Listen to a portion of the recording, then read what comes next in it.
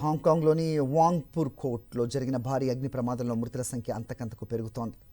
ఇప్పటివరకు 44 మంది ప్రాణాలు కోల్పోగా 280 మంది ఆచూకీ గల్లంతైంది. సహాయక చర్యలు నిరంతరాయంగా కొనసాగుతున్నాయి. ఊహించని రీతిలో జరిగిన అగ్ని ప్రమాద ఘటన యావత్ ప్రపంచాన్ని దిగ్భ్రాంతికి గురిచేసింది. వందల జనావాసాలు, చిన్నారుల ఆటపాటలతో ఎప్పుడూ కిటకిటలాడే వాంగ్పూర్ కోర్ట్ ఆకాశ హార్మ్యాలు నిన్న ఒక్కసారిగా జనం హాహాకారాలతో మృత్యు భవనాలుగా మారాయి.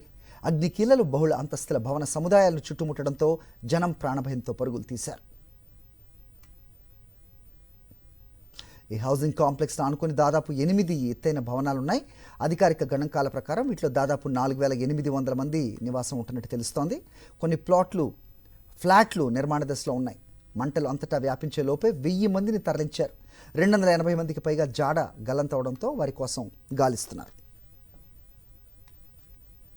ఆకాశ హార్మ్యాలు అంటే స్కై స్క్రేపర్స్ నుంచి నింగికి ఎగసినట్టుగా చెలరేగిన మంటల్ని ఆర్పేందుకు వచ్చిన వందలాది మంది అగ్నిమాపక సిబ్బందిలో కూడా పలువురు గాయపడ్డారు. ప్రమాదంలో చిక్కున్న తమ వారు ఏమయ్యారో తెలియక ఆందోళనతో వచ్చిన వందలాది మంది స్థానికులతో ఆ ప్రాంతంలో గందరగోళం నెలకొంది.